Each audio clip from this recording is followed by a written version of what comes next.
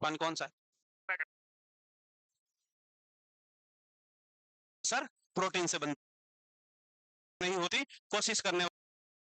ये कब ये हो गया था? चलो इस बाकी तुम्हें पता है कि कुछ किए बिना ही जय जयकार नहीं होती, कोशिश करने वालों की कभी। चलो यहां तक हो गया ना? ये हो गया था ना? ये हो गया था। चलो इसके आगे का देखें मामला क्या है। ओ क्वेश्चन आ गया एक, ये तुमको पता है, जल्दी बोलो।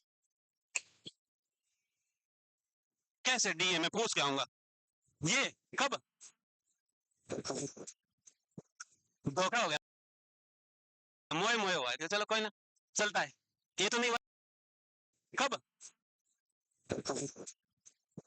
धोखा हो गया, मोए मोए हुआ है, चलो कोई ना, चलता है। ये तो नहीं हुआ था। तो आज ऐसा कैसे मामला है भाई? अच्छा अब लो, तो कोई नहीं, क्वेश्चन खत्म थोड़ी हो गया, अब बताओ। अब बताओ, धीरे धीरे पहले पूरा पढ़ लो फिर मैं पूछूंगा, वरना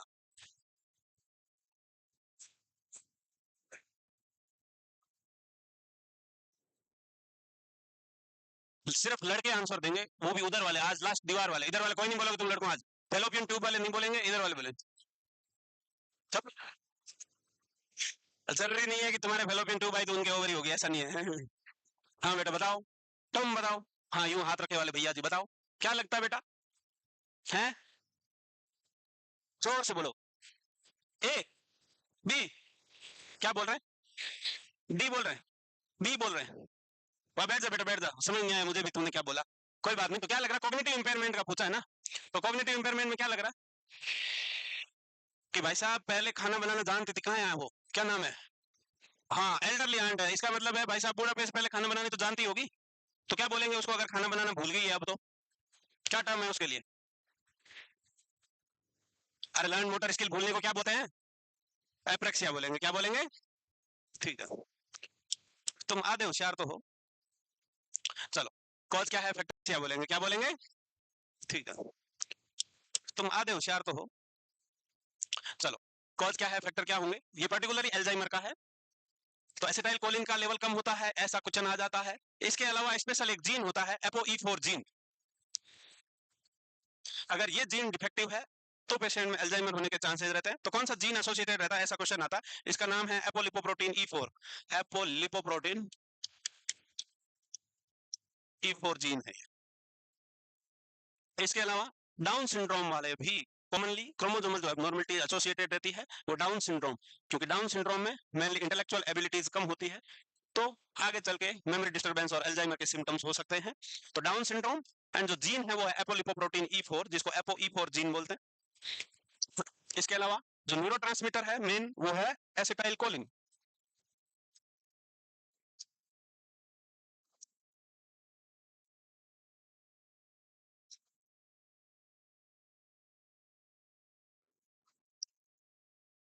ऑनलाइन वाले बालक बालिकाओं का हाल है तुम्हारे,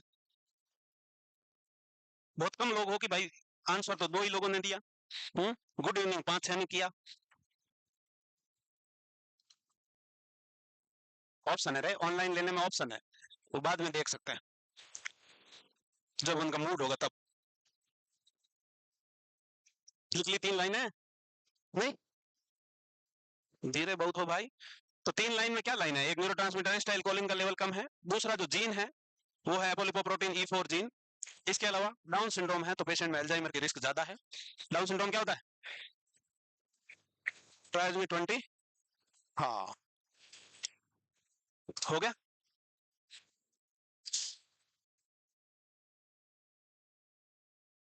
अरे वाह राहुल, देख इधर रहा है, लिख उधर रहा है,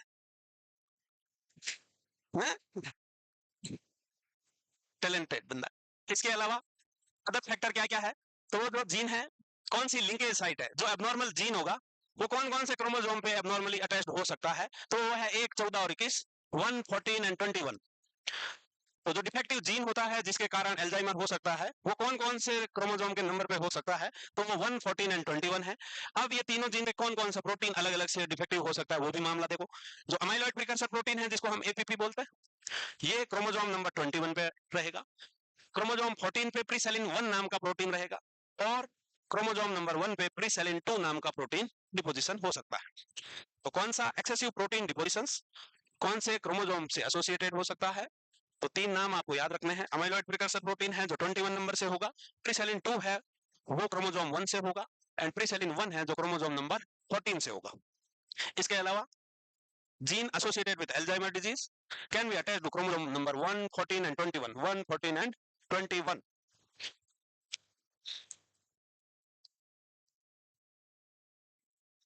इसके अलावा जो जीन का नाम था वो एपोई4 था, एपोलिपोप्रोटीन E4। डाउन सिंड्रोम वाले को ज्यादा रिस्क रहेगी, एसिटाइल कोलिन न्यूरोट्रांसमीटर्स का लेवल कम होगा।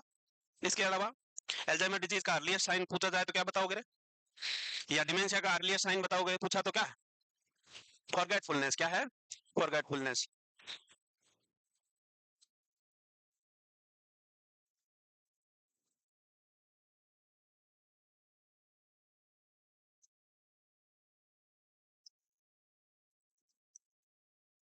हो गया? तेरा हो गया? राहुल ने लिख लिया है भाई। हम्म हम्म। अरे फिर से क्वेश्चन आया है, राहुल ने लिख लिया है भाई। हम्म हम्म। अरे फिर से क्वेश्चन आया है, क्या है? हाँ ये प्री का क्वेश्चन तुम्हारा same to same as it is. प्री जिसने भी दिया उसको याद आ जाएगा। अभी के नोट सेट प्री में आया था, ये आया था, आया था ना प्री में? अबे नहीं आया क्या? प्री देने वाले बताओ। वहां तो गलत कर दिया, आप बताओ क्या करोगे? वहां तो तुमने टीवी चला दी थी, सॉफ्ट म्यूजिक चलाया आ रहा है ऐसा है, ये नहीं किया? क्या लग रहा है कि एक डिलीरियम का पेशेंट है जो शाम होते होते रात में कंफ्यूज ज्यादा हो गया है, आपका नर्सिंग इंटरवेंशन क्या होगा? पहला ऑप्शन कह रहा है पेशेंट को जहां तुम बैठे हो नर्सिंग स्टेशन है वहां ले आएंगे, उससे क्या होगा? दूसरा कह रहा है इनडायरेक्ट लाइट सोर्स का इस्तेमाल करेंगे और टीवी बंद करेंगे। तीसरा कह रहा है टेलीविजन को चालू रखेंगे, सॉफ्ट लाइट लगाएंगे। चौथा कह रहा है सॉफ्ट म्यूजिक बजाएंगे नाइट में और लाइटें जलाएंगे। तो क्या करना है? लो स्टिमुलाई एनवायरनमेंट देंगे और इनडायरेक्ट लाइट देंगे। तो टीवी म्यूजिक सब बंद करेंगे और इनडायरेक्ट सोर्स से लाइट देंगे। इनडायरेक्ट सोर्स का मतलब क्या हुआ? एग्जाम्पल बताओ जरा, डिम लाइट इनडायरेक्ट सोर्स कैसे हुआ? इनडायरेक्ट सोर्स का मतलब कभी रूम में देखा तुम्हारे, जैसे रूम में अटैच बाथरूम है तो रूम की लाइट बंद कर दी और बाथरूम की जला दी, वो इनडायरेक्टली लाइट आएगी, डायरेक्ट फ्लैश नहीं पड़ेगा। पेशेंट को क्या होगा? डायरेक्ट फ्लैश नहीं पड़ना है लाइट का, लाइट का, लाइट का इनडायरेक्ट लाइट सोर्स का इस्तेमाल करना है, जिससे हल्की रोशनी बाहर से कहीं से भी साइड रूम से बाहर से आ जाए, वो वाले सोर्स इस्तेमाल करना है। अब इतना इजी क्वेश्चन ये भी एग्जाम में गलत करके आए हैं, 4 नंबर किया लोगों ने, बहुत सारों ने नहीं किया। सही किया था तो फिर प्री क्लियर होना चाहिए, सही किया था तो है। वो तो एक है, अभी मैं 20 क्वेश्चन लाऊंगा प्री वाले, तब तुम सारे यही कहोगे ये भी सही किया था, तो फिर गलत कौन सा हुआ? चलो कोई नहीं, आपके ध्यान रखना। सेकंड टाइप आपका वेस्कुलर डिमेंशिया है, कि second most common type of dementia. यहाँ होगा क्या कि मल्टीपल सेरिब्रल इंफाक्शन होगा, और ये सेरिब्रल इंफाक्शन या तो थ्रोम्बस और एम्बोलस के कारण ऑक्लूजन होगा, या फिर ओल्ड एज के कारण डिजेनरेटिव चेंजेस होंगे वेसल्स की वॉल में, जिससे वेसल्स रप्चर हो सकती है। और इसमें कैसा पैटर्न देखने को मिलेगा हमको? स्टेप वाइज डिटोरिएशन मिलेगा, इसको हम स्टेप लेडर पैटर्न बोलते हैं। क्या बोलते हैं? Step ladder pattern. क्वेश्चन ऐसा आता है कि step ladder pattern of memory deterioration seen in which type of dementia? तो आपको याद रखना है वेस्कुलर डिमेंशिया। स्टेप वाइज का मतलब है धीरे धीरे अलग अलग फंक्शनिंग का डिस्टर्बेंस होते होते होते होते फाइनली डिमेंशिया होगा, उसको स्टेप लेडर पैटर्न बोलते हैं, स्टेप वाइज। तो वेस्कुलर डिमेंशिया, जिसको हम मल्टी इन्फार्क्ट डिमेंशिया बोल सकते हैं, ये specially brain multiple cerebral infarction, और सेरिब्रल इन्फाक्शन का मतलब ये है कि ब्रेन की ब्लड सप्लाई और ऑक्सीजन सप्लाई का डिस्टर्ब होना, और वो किसके कारण हो सकता है? एथेरोस्क्लेरोटिक प्लेक बन गया हो, थ्रोम्बस हो, एम्बोलस हो, उसके कारण बनता है। और ओल्ड एज में डिजेनरेटिव चेंजेस के कारण ब्लड वेसल्स की वॉल्स और इलास्टिसिटी का कम हो जाना, इसके कारण भी आर्टरी ऑक्लूड हो सकती है।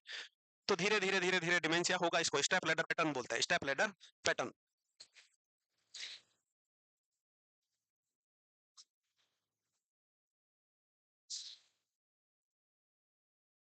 तुम भी स्टेप बाय स्टेप ही चल रहे हो कि नहीं, या जंपिंग जपिंग कर रहे हो? हैं? ना ना, उछल कूद नहीं करने का है, जो स्टेप्स को फॉलो करके चलेगा वो गिरेगा नहीं।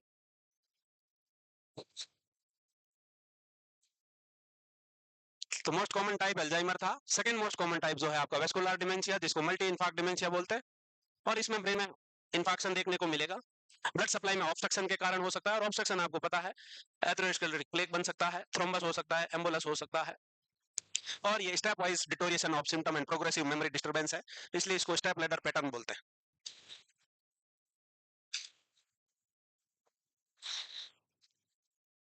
कल एक शब्द बताया था, शब्द याद है तुमको? वो शब्द पूछूं? अच्छा यूं, कौन बताएगा? डिसआर्थरिया क्या था बेटा? बेटे बेटे बता दो। डिसआर्थरिया नाम की एक चीज लिखाई थी कहीं, डिसआर्थरिया। सोचो क्या था वो डिसआर्थरिया? कल थे आप? नहीं थे? आज ही आए हो? पुराने हो कि नए हो?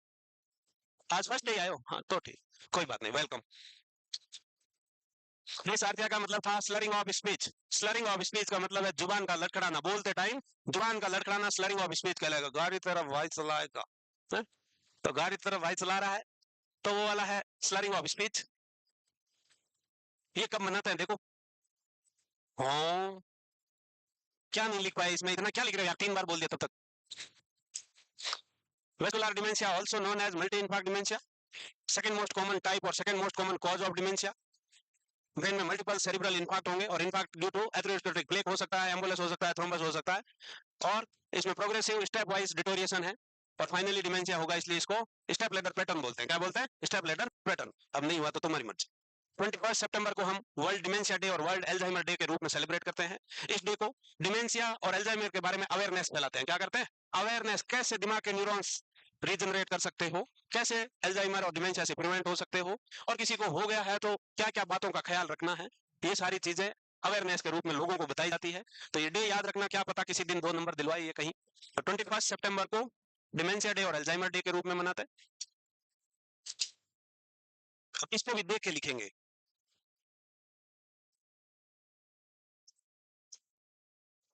नकलची हो नकलची। क्या देखेंगे? क्या देखने को मिलता है अल्जाइमर वाले पेशेंट के ब्रेन में? हैं क्या देखेंगे? Neurofibrillary tangles. किसका बना होगा? ये टो प्रोटीन है, ताऊ है। और ये सेनाइल प्लेक को ही न्यूराइटिक प्लेक बोलते हैं, ये न्यूराइटिक प्लेक है। और ये किसका बना होगा? एपीपी, अमाइलॉइड प्रिकर्सर प्रोटीन का बना होगा। किसका बना होगा? अमाइलॉइड प्रिकर्सर प्रोटीन का। तो ऐसे क्वेश्चन आंसर तुम फटफट कर देना एग्जाम में भी। लेवी बॉडी आगे बना होगा। किसका बना होगा? अमाइलॉइड प्रिकर्सर प्रोटीन का। तो ऐसे क्वेश्चन आंसर तुम फटफट कर देना एग्जाम में भी।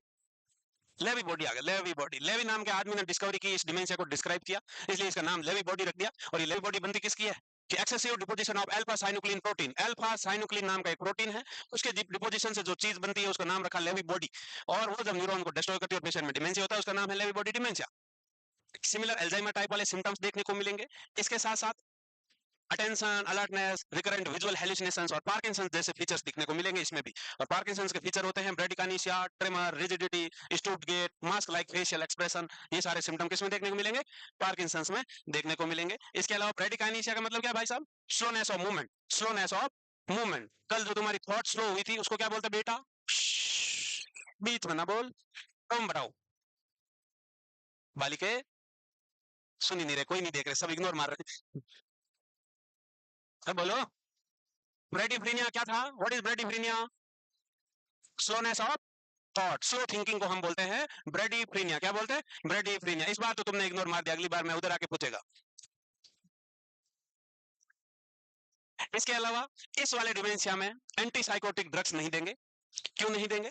कि antipsychotic drugs should be avoided in this patient because these are extremely sensitive to antipsychotic and drug induced parkinsonism. क्योंकि ऑलरेडी पार्किंसन जैसे सिम्टम है, देख पा रहे हो? ऑलरेडी पार्किंसन जैसे सिम्टम है, एंटीसाइकोटिक ड्रग देते हैं तो डोपामिन का और लेवल कम हो जाता है, और पार्किंसन में मेनली डोपामिन का ही लेवल कम होता है, तो और सिम्टम पार्किंसन के सीवियर हो सकते हैं। इसलिए स्पेशली लेवी बॉडी वाले में एंटीसाइकोटिक ड्रग को अवॉइड करेंगे, ये बात का ध्यान रखना है। एंटीसाइकोटिक ड्रग क्या होती है? जिसको हम बोलते हैं major tranquilliser, anti schizophrenic. Major tranquilliser anti schizophrenic drug है। और दूसरे वर्ड में बोलते हैं न्यूरोलेप्टिक्स। क्या बोलते हैं? न्यूरोलेप्टिक्स। ये मेनली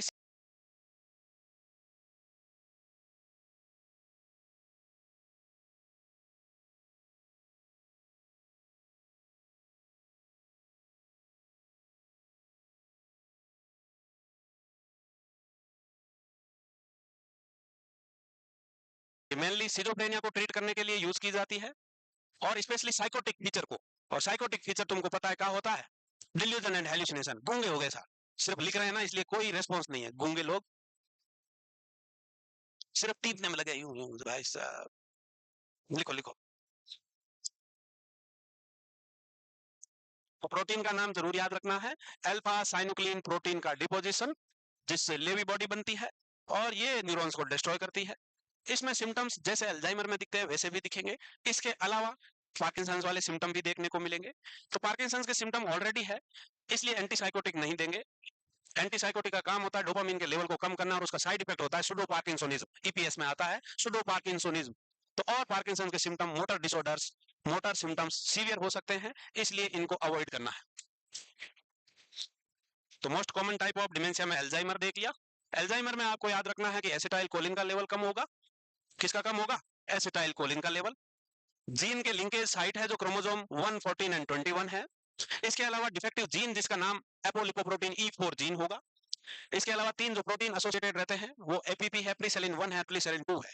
इसके बाद जो आपका सेकंड टाइप वाला था वो मल्टी इन्फार्क्ट डिमेंशिया, जिसको हम वेस्कुलर डिमेंशिया बोलते हैं, और ये सेकंड मोस्ट कॉमन टाइप है। ये ब्रेन में इन्फेक्शन के कारण बनता है, और ब्रेन का इन्फेक्शन का मतलब होता है डिसरप्शन और occlusion of brain blood supply. वो किसके कारण हो सकती है? एथेरोस्क्लेरोटिक प्लेग के कारण हो सकती है, थ्रोम्बस के कारण हो सकती है, एम्बोलस के कारण हो सकती है। इसके अलावा लेवी बॉडी वाला, जिसमें अल्फा साइनुक्लिन नाम का प्रोटीन डिपोजिट हो रहा है। सिम्टम अल्जाइमर जैसे है, इसके साथ साथ पार्किंसंस के सिम्टम भी दिखेंगे। अटेंशन और अलर्टनेस में भी चेंजेस आएगा, विजुअल हेलुसिनेशंस होंगे। एंटीसाइकोटिक को अवॉइड करेंगे, नहीं तो पार्किंसंस के सिम्टम और सीवियर हो सकते हैं। क्या बोलिंग कर रहा भाई? बोलिंजर बना हुआ है, बोलिंजर। हो गया? अरे हो गया, अब तो हो गया होगा।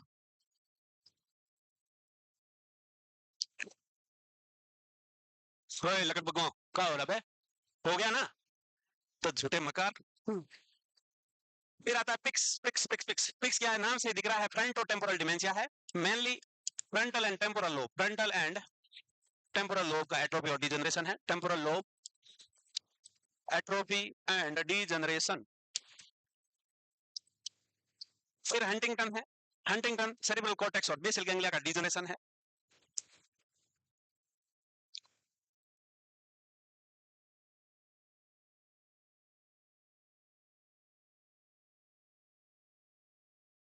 क्या राइटिंग अच्छी नहीं लगी तुमको आज?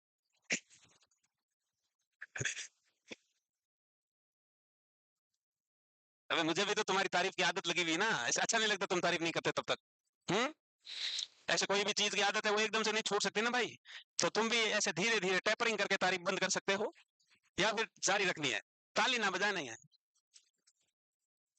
फ्रंटो टेम्पोरल डिमेंशिया, जिसमें ओल्ड एज के कारण फ्रंटल लोब और टेम्पोरल लोब का एट्रोफी और डिजनरेशन होगा।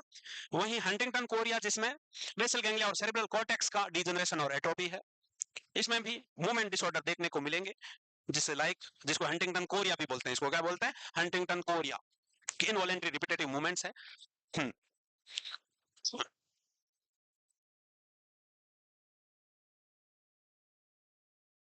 नहीं हुआ। जल्दी जल्दी लिखने की कोशिश जारी रखें। तो डिलीरियम और डिमेंशिया वालों को लो स्टिमुलाई एनवायरनमेंट देना है, रीओरिएंट करना है। सनडाउनर सिंड्रोम है, इसलिए रात को ज्यादा कंफ्यूजन होता है, इसलिए डिम लाइट प्रोवाइड करानी है इनडायरेक्ट सोर्स से, और बार बार फ्रीक्वेंट रीओरिएंटेशन करवाना है, इंट्रोड्यूस करवाना है बार बार। और ज्यादा उसको ऐसे वाले क्वेश्चन नहीं पूछने हैं, स्पेशली डिमेंशिया वाले को, जिससे वो दिमाग में जोर लगाए और उसको याद नहीं आ रहा हो। नहीं तो क्या होगा? कौन सी रिएक्शन होगी? Catastrophic reaction. कौन सी रिएक्शन होगी? कैटास्ट्रोफिक रिएक्शन, जिसमें sudden outburst of emotional anger और एग्रेसिवनेस। गुस्सा आ जाएगा दादाजी को, दादाजी नहीं पहचानेंगे तो। अब एक होता है डिमेंशिया पुगलिस्टिका। ये क्या है भैया? क्वेश्चन है लो। डिमेंशिया पुगलिस्टिका, इसका मतलब है, इसको क्रोनिक बॉक्सर एंसेफेलोपैथी बोलते हैं, क्रोनिक बॉक्सर डिमेंशिया भी बोलते हैं। यहाँ क्या होता है, जो एथलीट्स होते हैं, स्पेशली बॉक्सिंग वाले या डब्ल्यू रेसलर और ये सब फली है, वो वाले, उनको लगातार मुक्के घुसे पड़ते हैं सर पे, concussion injury, repeated blow to the head, repeated blow to the head, सर में लगातार घुसे पड़ते हैं, जिसके कारण traumatic injury to the brain होती है और पेशेंट को डिमेंशिया होता है। उसको ही बोलते हैं डिमेंशिया पुगलिस्टिका। क्या बोलेंगे? डिमेंशिया पुगलिस्टिका। और मेनली अभी कुछ नहीं लिखना है, मेनली ये बॉक्सर्स में देखने को मिलेगा। इसके अलावा आप डिमेंशिया पुगिलिस्टिका किस में देख देंगे? डिमेंशिया पुगिलिस्टिका और मेनली अभी कुछ नहीं लिखना है, मेनली ये बॉक्सर्स में देखने को मिलेगा। इसके अलावा आप डिमेंशिया पुगिलिस्टिका किस में देखने को मिलेगा, इस पे बताओ, ऐसा पूछा तो? हाँ, पंचड्रंक सिंड्रोम, लगातार घूसे घूसे घूसे घूसे पंच पड़े, इसलिए इसको क्या कहते हैं? पंचड्रंक सिंड्रोम कहेंगे। अब लिख लो, कितने सारे नाम है इसके? बहुत सारे नाम है, तो हम कहेंगे। अब लिख लो, लगातार घूसे घूसे घूसे घूसे पंच पड़े, इसलिए इसको क्या कहते हैं? पंचड्रंक सिंड्रोम कहेंगे। अब लिख लो, घूसे पंच पड़े, इसलिए इसको क्या कहते हैं? पंचड्रंक सिंड्रोम कहेंगे। अब लिख लो, कितने सारे नाम है इसके? बहुत सारे नाम है, कि जो स्पोर्ट्समैन होता है, रेसलर होता है, एथलीट होता है, बॉक्सर होता है, उनको लगातार सर पे घूसे घूसे घूसे घूसे पड़ने से ट्रॉमेटिक इंजरी होती है। इसी को dementia pugilistica, punch drunk syndrome, boxer traumatic encephalopathy, इतने सारे नाम हैं इसके। Chronic traumatic brain injury associated with boxer. Concussion injury का मतलब क्या होता है? हैं? पेनिट्रेटिंग। हाँ, चाहे दीवार से बचीर लगे, चाहे मुक्का मारे या सर में डंडा मारे, ये सब कंकशन इंजरी है। कौन सी इंजरी है? Concussion injury, repeated blow to the head. Concussion का मतलब होता है ब्लो टू द हेड।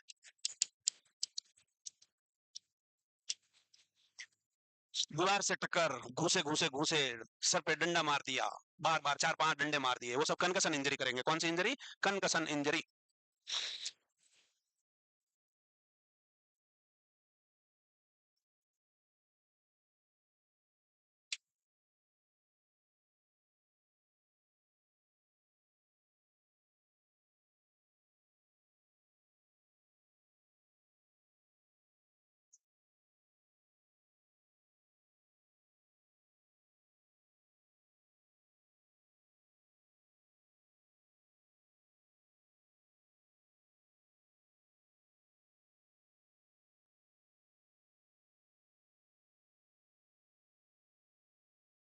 तो neurodegenerative disease with the feature of dementia that may affect amateur और प्रोफेशनल बॉक्सर। ठीक है, एमेटर क्या है? ठीक है, एमेटर क्या है? इसका मतलब क्या होता है?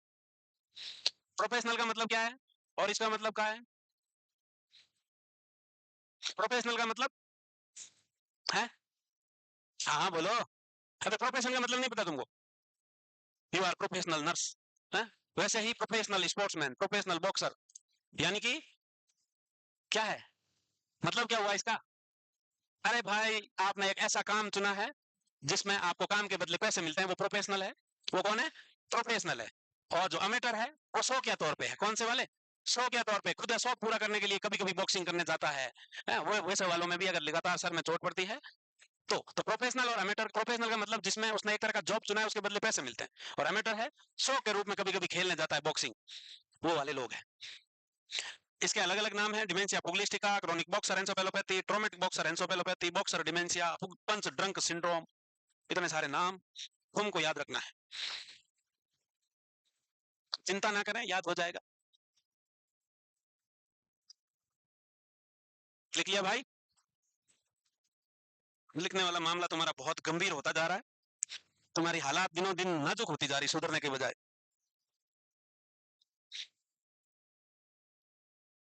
Dementia pugilistica, punch drunk syndrome, chronic traumatic encephalopathy,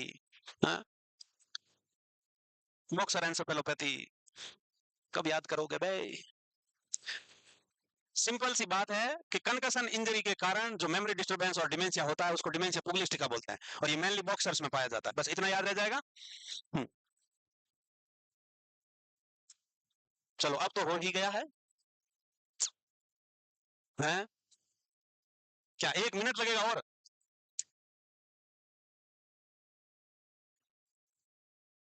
लोग बोलोगे हवा कर रहे हूं।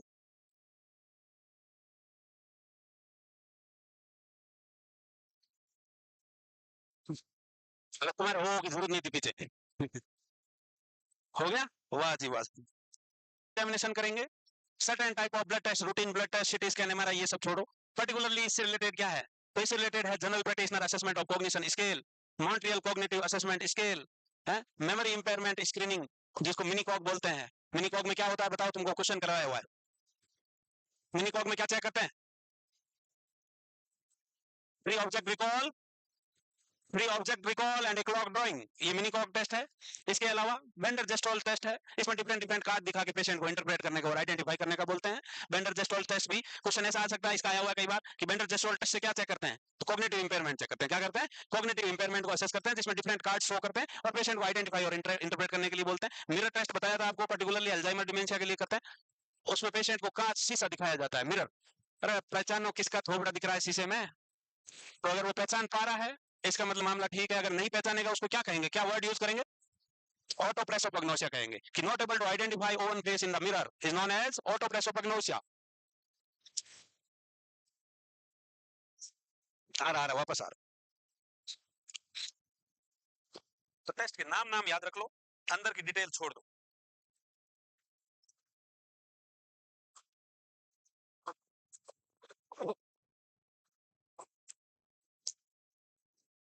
एमएमएससी के कंपोनेंट बताओ बे।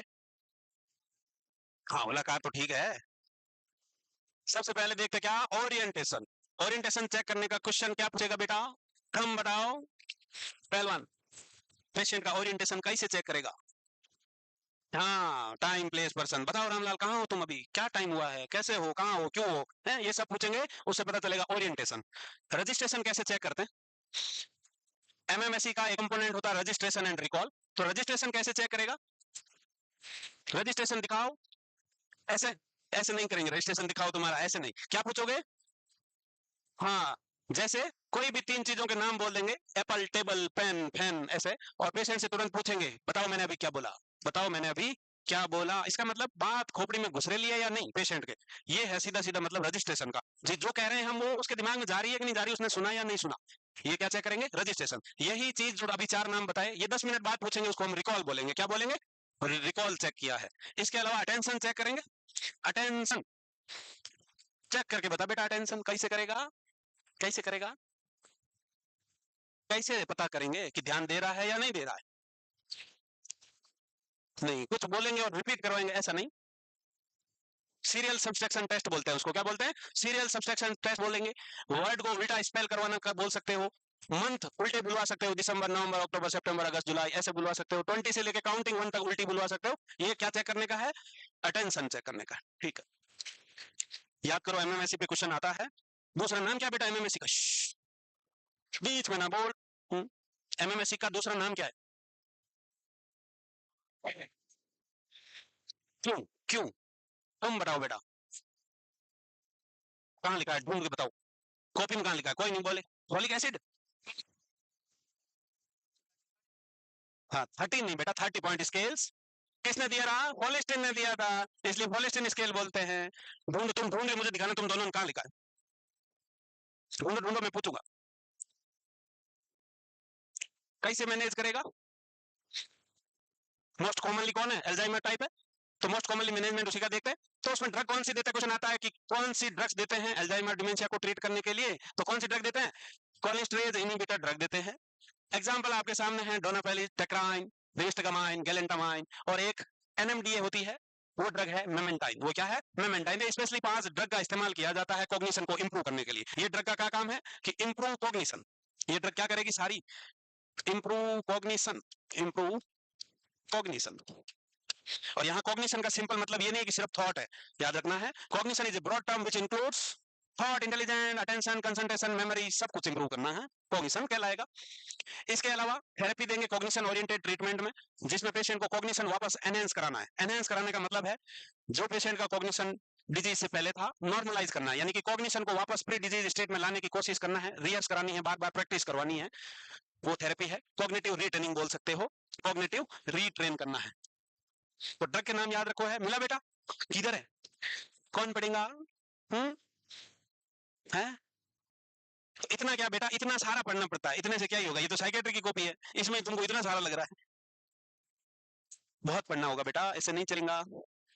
क्लास में जो पढ़ाया जाता है उसको घर जाके जो खुद के हाथ के नोट्स लिखे हैं वो तो आधा घंटे में 10-15 पेज तो पढ़ सकते होंगे तुम, नहीं पढ़ पाते?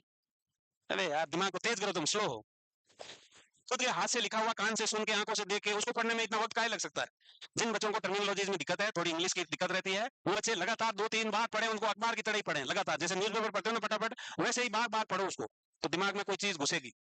और जिनको अच्छे से कान से सुन के और लिखा है उनको रैपिड रिवीजन की ही जरूरत होती है। जो सिर्फ टीपने में रहते हैं उनको वक्त लगता है।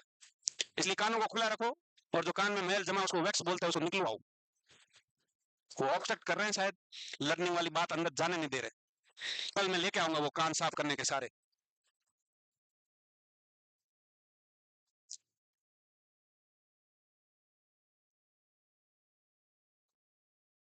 कोलिस्टेज इनहिबिटर ड्रग देते हैं, डोनापेजिल, रिविस्टागामाइन, टेक्राइन, गैलेंटामाइन, और एक एनएमडीए इनहिबिटर ड्रग है, एंटागोनिस्ट है, उसका नाम है मेमेंटाइन। और ये सारी ड्रग पेशेंट का कॉग्निशन इंप्रूव करने की ड्रग है, और कॉग्निशन में पेशेंट का थॉट, अटेंशन, कंसंट्रेशन, मेमोरी सब इंप्रूव होगा। इसके अलावा पेशेंट को साइकोथेरेपी देनी है जिसमें कॉग्निटिव रीट्रेनिंग है, कॉग्निटिव रीट्रेनिंग। और कॉग्निटिव रीट्रेनिंग कैसे कर सकते हो, तो आपको भी पता है मेमोरी इंप्रूव करने का तरीका क्या है, अटेंशन कंसंट्रेशन कैसे सुधार हो सकती है, तो बार बार प्रैक्टिस करवानी है, रिवाइज कराना है, उसी से इंप्रूवमेंट आएगा। तुम्हारी मेमोरी इंप्रूवमेंट के लिए क्या कर सकते हो तुम, प्रैक्टिस प्रैक्टिस प्रैक्टिस। बाकी ऐसे बादाम खाने से नहीं होगा। समोसा जम जाएगा दिमाग में और सौ बॉडी बना देगा। कौन सा, वो जैसे वो टॉप बॉडी बन रही है, लेवी बॉडी बन रही है, वैसे ही समोसा की 100 बॉडी बन जाएगी दिमाग में और डिमेंशिया हो जाएगा। हाँ, मालिक काम करता है उस टाइम दिमाग पक्का चलता है, पर अभी मालिक बैन है, सिलेक्शन तक नहीं। हो गया लिखे भाई। नर्सिंग इंटरवेंशन क्या क्या होंगे डिमेंशिया वाले पेशेंट के लिए, नर्सिंग इंटरवेंशन क्या क्या करोगे, फटाफट बोलो। कोई पेशेंट बुढ़ापा है और सब कुछ भूला है, सब कुछ भूल जाता है, शाम होते होते कंफ्यूजन भी बढ़ जाता है, क्या करोगे। पहले तो सिंपल इंस्ट्रक्शन में बात करेंगे, क्लियर इंस्ट्रक्शन देंगे, छोटे छोटे सेंटेंसों वाली बात कहेंगे। इसके अलावा छोटे छोटे ही टास्क देने हैं क्योंकि बड़े टास्क उसको समझ में नहीं आएंगे। इसके अलावा ओरिएंट करेंगे, अप्रोप्रिएट लाइटिंग का ख्याल रखेंगे, इंजरी से प्रिवेंट करेंगे क्योंकि विजन भी कम होगा, बुढ़ापे के कारण सब कुछ डिजेनरेटिव चेंजेस है तो दिखाई भी कम देगा, तो इंजरी हो सकती है, तो सेफ एनवायरनमेंट भी प्रोवाइड करना है, तो ये सारे काम करने होंगे। तो देखो अब सारे काम करो और पहले क्वेश्चन आ गया, ये तो बता ही दोगे, फटाफट बता दो। पढ़ने बेटा क्वेश्चन, क्वेश्चन पढ़ा नहीं उससे पहले तुम लोगों ने आंसर दे दिया, लड़के ने थोड़ा थोड़ा नहीं पढ़े। अबे तो बता दिया तो क्या हुआ, तुम तो पढ़ो, किसी कैसे क्या पूछा क्या है। अब ये लड़के तो हो गए प्रो, अब क्या करें इनका, ये हो गए खिलाड़ी, हो गए प्रो प्रो, ऐसे क्वेश्चन पढ़ते हैं सेकंडों में रोबोट की तरह है? तो कौन सा न्यूरोट्रांसमीटर का लेवल कम होगा, नर्सिंग केयर करते हैं, थोड़ी केयर करो भाई साहब, आंखों में आंखें डाल के बात करेंगे। अबे वैसी ठरकी पड़ने वाली नहीं बे, प्यार से, पेशेंट है, पेशेंट है, ना घूरना है ना डराना है, ऐसे नहीं, सिर्फ नॉर्मल कम्युनिकेशन में जो आई कांटेक्ट है वो ओनली वो कांटेक्ट करना है। और ये नहीं कि पेशेंट इधर बैठा है, 4-5 पेशेंट बैठे हुए हैं और उनको कॉमन इंस्ट्रक्शन दे रहा है, ऐसा नहीं, 1-to-1 करना है। क्या करना है, 1-to-1 इंटरेक्शन करना है, अदरवाइज पेशेंटों को समझ में नहीं आएगा। इसके अलावा be patient and offer assurance, B patience है, ये पेशेंट नहीं बनना है, B patience and offer assurance when the patient make mistake और फील एमरेस्ट। बुढ़ापा है, बच्चा बना होता है इंसान, क्योंकि जैसे बच्चे को सिखाते हैं सारे काम वैसे ही ओल्ड एज में भी सिखाने पड़ते हैं, क्योंकि वो भूल चुका है, अब वापस बच्चा बन गया है। तो पेशेंट कुछ मिस्टेक करता है तो इंसल्ट नहीं करनी है, डांटना नहीं है, आपको धैर्य रखते हुए पेशेंट को सपोर्ट करना है, पेशेंट को सपोर्ट करना, कोई बात नहीं कोई बात नहीं। जैसे पानी पी रहे थे, हाथ से गिलास गिर गया, चिल्लाना नहीं, गिरा दिया कौन साफ करेगा, अभी मैं क्या दिन भर पोछा लगाती रहूंगी, ऐसा नहीं करना है। घर में भी हो बूढ़े तो ऐसा बिहेव ना करें, क्योंकि बच्चे थे तुम तब भी गिरता था, बहुत कुछ गिराया है, तो बुढ़ापे में वापस बच्चे हैं, तो ख्याल रखे और धैर्य का काम लेना है, धैर्य से काम लोगे, कोई बात नहीं कोई बात नहीं, धैर्य से काम लेना है। इसके अलावा क्लियर एंड सिंपल क्वेश्चन पूछना है, यस और नो वाले, यस और नो वाले। ए क्वेश्चनों को कौन से टाइप के क्वेश्चन बोलेंगे, यस और नो क्वेश्चन कौन से टाइप के क्वेश्चन है?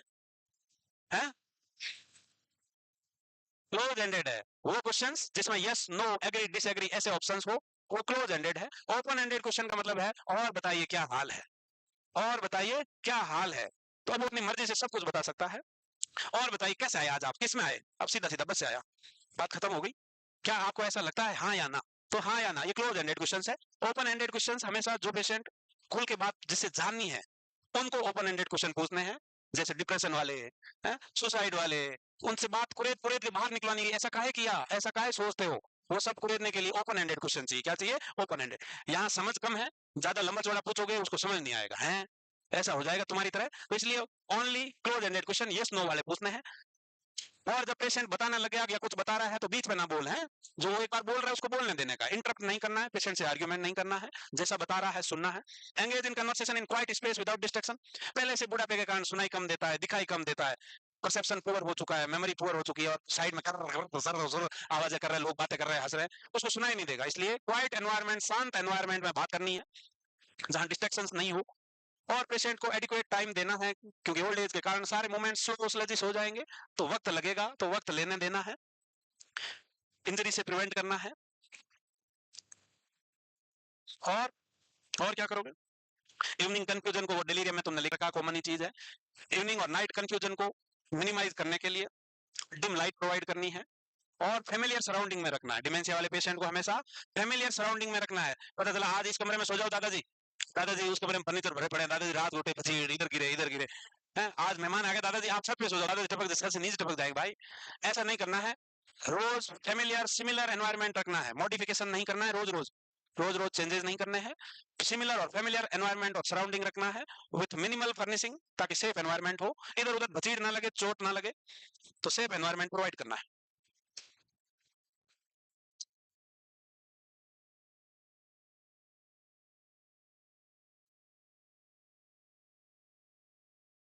कर ली यार इतनी, बाकी है कुछ अभी? क्या लाइटें जलाओगे डिम? हो गया? हो गया तो ठीक बात है, नहीं हुआ? हो गया। अब जो तीसरा ऑर्गेनिक मेंटल डिसऑर्डर है वो एमनेस्टिक डिसऑर्डर है।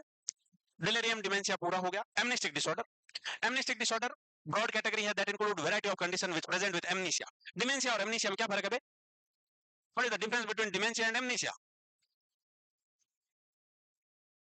ऐसा यूं? अच्छा, डिमेंशिया और एमनेसिया में क्या फर्क है? Dementia is a broad term, dementia एक बड़ी चीज है, बीमारी है, जिसमें सिर्फ मेमोरी का ही डिस्टर्बेंस नहीं होता, साथ में कॉग्निशन, पूरा कॉग्निशन आता है, जिसमें learning, attention, concentration, perception, personality, behaviour सब कुछ डिस्टर्ब रहता है। एमनेस्टिक डिसऑर्डर में मेनली मेमोरी डिस्टर्बेंस होगा, मेनली क्या होगा? मेमोरी का डिस्टर्बेंस होगा, यही डिस्टर्बेंस है। Amnestic disorder characterised by mostly inability to form new memory. जब किसी इंसान की नई मेमोरी नहीं बन पाएगी, उसको हम एंट्रोग्रेड एमनीसिया बोलते हैं। क्या बोलेंगे? एंट्रोग्रेड एमनीसिया। और वहीं अगर पीछे की चीजें याद नहीं कर पा रहा है, not able to recall past memory, उसको हम रिट्रोग्रेड बोलेंगे। क्या बोलेंगे? रिट्रोग्रेड। इसके अलावा साथ में शॉर्ट टर्म और recent memory are usually impaired. कौन सी इंपेयर्ड होगी इसमें? तो short term memory and recent memory impaired रहेगी, with preservation of remote and immediate memory. Immediate memory में भी ज्यादा डिस्टर्बेंस नहीं है, और रिमोट मेमोरी में भी ज्यादा डिस्टर्बेंस देखने को नहीं मिलेगा।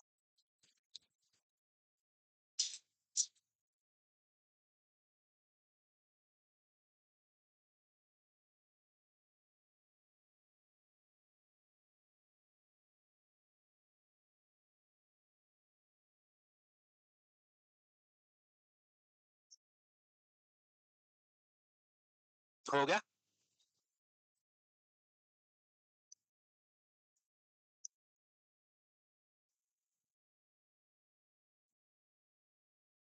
शॉर्ट मेमोरी कितनी देर तक होती है? लिखा हुआ है ना, शॉर्ट टर्म मेमोरी की ड्यूरेशन कितनी होती है? कितने सेकंड है? 15 से 30 सेकंड है, 15 से 30 सेकंड तक की रहती है। 7 से लेकर 9 आइटम और वर्ड और नंबर आप याद रख सकते हो, जैसे आप मोबाइल नंबर याद रखते हो, जैसे किसी का नंबर व्हाट्सएप से कॉल पे डायल करना हो, आजकल तो कॉपी पेस्ट का ऑप्शन है, बट अगर किसी ने ये नंबर देके और याद कर लिया और फिर डायल कर लिया, ये मेमोरी शॉर्ट टर्म मेमोरी है, ये हम उतने ही देर याद रखेंगे, उतने ही देर याद रखेंगे। एक बार डायल कर लिया उसके बाद काम खत्म है, 5 मिनट बाद कोई पूछेगा तो वो नंबर हमको याद नहीं होंगे, क्योंकि अपने माइंड ने उतना ही जरूरी समझा उसको, वो शॉर्ट टर्म है। लॉन्ग टर्म में दो मेमोरी बताई थी आपको, एक एपिसोडिक्स और दूसरी सिमेंटिक। इसके अलावा इसके अगर दूसरा क्लासिफिकेशन देखें तो एक इम्प्लिक्ट और एक एक्सप्लिक्ट था। इम्प्लिक्ट और एक्सप्लिक्ट, डिक्लेरेटिव और नॉन डिक्लेरेटिव, जिसमें एक प्रोसीजरल और स्किल वाली मेमोरी थी, वो कौन सी है? हाँ, इम्प्लिक्ट है, जिसमें हम बचपन से जो चीज या जो काम करते आ रहे हैं उसको बार बार रिवाइज करने की जरूरत नहीं है। बचपन में हमने साइकिल चलाना सीख लिया, अब भले 15 साल से साइकिल नहीं चलाई है तो भी हमको साइकिल चलानी आती है। अभी आपने ट्रेनिंग में इंजेक्शन लगाना सीख लिया था, आईएम, अब आप 5-7 साल से नहीं लगा रहे हो तो भी आप भूले नहीं हो, जब भी आपको लगाने का बोला जाएगा आप आईएम इंजेक्शन तो लगा दोगे। तो जो स्किल्स आप सीखे हो वो भूलते नहीं है, उनको कॉन्शियसली रिकॉल करने की जरूरत नहीं होती है, ये अनकॉन्शियसली रिकॉल होता है। क्या होता है? अनकॉन्शियसली रिकॉल होगा, लिखा हुआ है ये सब मेमोरी में, याद करो उनको, ये सब मेमोरी में लिखा हुआ है, रिवाइज करो रिवाइज। तुम्हारे चेहरों से ऐसा लग रहा है तुम पहली बार सुन रहे हो ये मेमोरी, ये मुरझाए से उदास हताश चेहरे। चिंतित, चिंता की लकीरें साफ साफ नजर आती हुई। वह चिंता करने से नहीं होगा, चिंतन करना है। छा गया राहुल। राहुल के बड़े फैन है क्लास में भाई साहब। हो गया लिख के? मेजर कॉज ऑफ एमनेस्टिया क्या हुआ, नहीं हुआ? यू मुंडी ला रहे हैं अभी। लो जल्दी लिखो बेटा। सकते हैं जिसके कारण एमनेस्टिक डिसऑर्डर देखे जाएंगे। अबे क्वेश्चन नहीं है मूर्ख।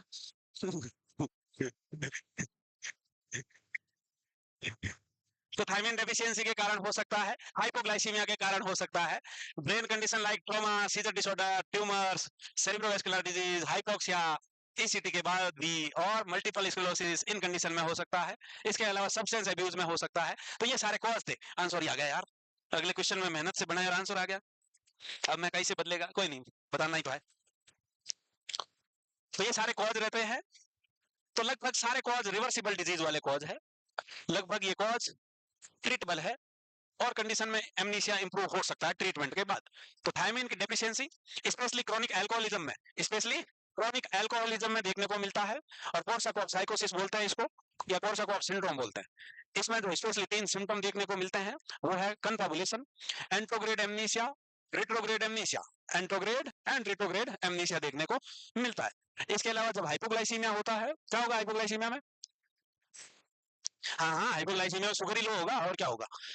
जब ब्लड शुगर लो हो जाएगा, तो अगर इमीडिएटली ट्रीट नहीं किया गया, ब्रेन की नर्व सेल्स डेड होने लगती है, डैमेज होने लगती है, इमीडिएटली ट्रीट करना है। उसकी वजह से कोई डिस्टर्बेंस आया है तो ट्रीटमेंट के बाद धीरे धीरे इंप्रूव होगा। क्या हुआ रे बेटा, क्या हुआ? चारों तरफ देख लिया तूने, पहले उधर गली में झांकी, फिर पीछे झांकी, फिर टीवी की तरफ झांकी, पड़ोसी की तरफ देखा, क्या मामला है? तुम्हारी तरफ नहीं झांकी तो वो करो ही मत।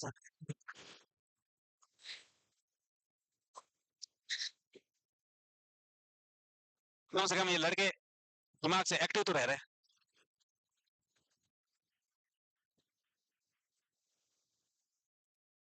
कैसे भी कहो, ये 10 लड़के जो है ना, कम से कम कितना भी इनको समझ में आ रहा हो नहीं आ रहा हो, खुश होकर पढ़ने की कोशिश तो कर रहे हैं कि नहीं कर रहे? ये मुरझाए हुए चेहरे लग रहा है कि क्या करूंगी मैं, भाई साहब देखो हालात देखो, ऐसे जैसे ऐसे लग रहा है किसी ने पूरी एनर्जी निकाल ली है और पटक दिया यूं यूं है। हालात बहुत नाजुक है। हो गया रे? कैपेसिटी में कौन सा मेमोरी डिस्टर्बेंस था मोस्ट कॉमन? कौन सा है? Retrograde amnesia. रेट्रो यानी past memory disturbance, past memory disturbance. Antero यानी आगे की मेमोरी, न्यू मेमोरी नहीं बनेगी, न्यू मेमोरी नहीं बनेगी, वो एंट्रोग्रेड हो गया। अब हो गया, मैं चल रहा है अब। हाँ वाह, क्या होशियार बच्चे हैं, शाबाश बेटा। ये क्वेश्चन मेंस में आया था अभी, कल आया था, कल ही था मेंस, परसों था, कल ही था, ये कल ही आया था। देखो कि अल्जाइमर का पेशेंट है, हॉस्पिटल आया पहली बार, फिर भी बता क्या रहा है कि मैं यहाँ पहले आ चुका हूँ, पहले यहाँ आ चुका हूँ। तो इसका मतलब है देखा देखा सा लग रहा है। कैसा? देखा देखा सा लग रहा है, यानी feeling of familiarity with unfamiliar surrounding is known as deja vu. देखा देखा भी अनदेखा लगना। ओए कचर कचर में देखो तुम दोनों लड़कियां, एक वो चश्मिश और एक तुम बड़ा बेटा, चश्मिश से बुरा नहीं मानना है, मजाक है। वो थोड़ा बताओ, तुम मराओगी। हाँ तुम बड़ा बेटा, इनमें से कोई सा एक बता दो। करोड़ से ना पूछे, मेरे को दिख रहा, बीच में ना बोल, वरना इधर से फेंक के मारूंगा मैं ऐसे। बोल बेटा बोल। बोलो वाली, इधर वाली बताएगी, इधर वाली बताएगी।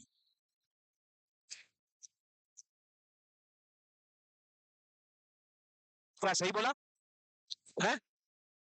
सही बोला क्या? बैठ जा बेटा। तो कन्फर्मेशन का मतलब है मेमोरी गैप का भरना। ये क्या है? पहचाना नहीं, आप कौन, जानता नहीं है। कैसे याद रखना है? जानता नहीं, यानी कि देखा देखा हुआ है फिर भी अनदेखा कर रहा है? डिजाओ आपको पता है, डेजा पेंसा क्या है? New thought, new thought. सुना नहीं बेटा, सुना डेजा एंटेंडू होता है। Deja pense is new thought perceived as thinked previously. किसी भी बारे में हम पहली बार ऐसा सोचते हैं, तब हमको ऐसा लगता है कि सोचा सोचा सा लगा हुआ है। तुम छोटी सी लड़की एक बेटी बीच में कचर कचर कर रही है इधर वाली लड़की से लगातार, क्या कह रही थी बेटा? आउट है कुछ? छोटी वाली का चश्मा वाली के पीछे बैठी हुई, हाँ तुम ही हो जो इधर उधर देख रही हो, पक्का? आऊं उधर?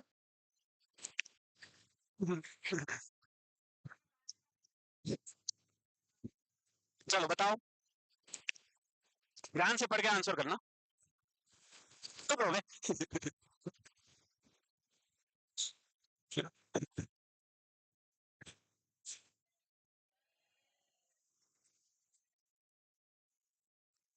तुमको पता है ना कि डिमेंशिया कैसे डेवलप होता है? धीरे धीरे कई साल लगेंगे। तो कई साल वाला ऑप्शन कौन सा है? ईयर वाला। तो ईयर वाला या तो एक है या चार है। दूसरा पूछा है डिलीरियम कैसे डेवलप होता है? सडन। सडन को हम बोलते हैं एक्यूट या रैपिड। अब देख लो एक्यूट सडन रैपिड किसके साथ है? तो एक ही है। ये मैंने एक बार अपने क्लास के टेस्ट में आंसर डाला था, लगभग सारे बच्चों का गलत था ये।